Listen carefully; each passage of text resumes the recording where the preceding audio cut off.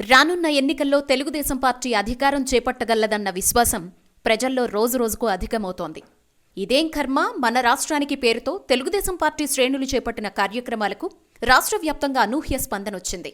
Party అధినేత చంద్రబాబు నాయుడు పర్యటనలకు సైతం జన ప్రభంజనం వెల్లువెత్తుతోంది. వాళ్ళ భయానికి, వాళ్ళ బెదిరింపులకు మీరు కూడా భయపడిపోయారు.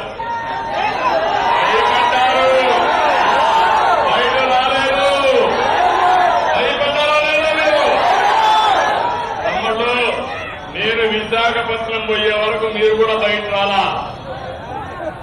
ఇప్పుడు కోపం వచ్చింది, ధైర్యం వచ్చింది, సందేహించారు. ఇది నాకు కొండంత బలం.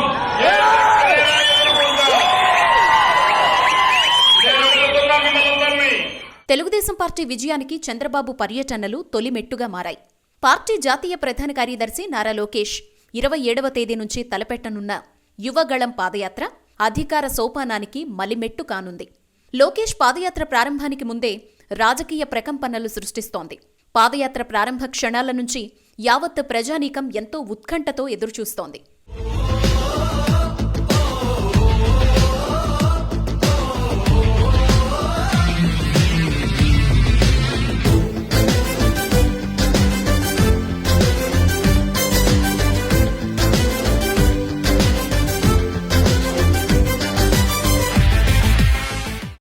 దేశ విదేశాల్లో ఉన్నవారిలో సైతం యాత్రపై ఆసక్తి నెలకొంది.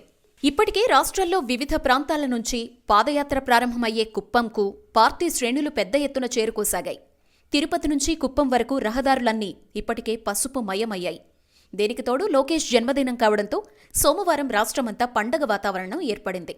ఇప్పటివరకు రాష్ట్రాల్లో చేపట్టిన పాదయాత్రలన్నీ అధికార సోపానాలుగా మారటంతో లోకేష్ పాదయాత్రపై సైతం అదే భరోసా వ్యక్తమవుతోంది.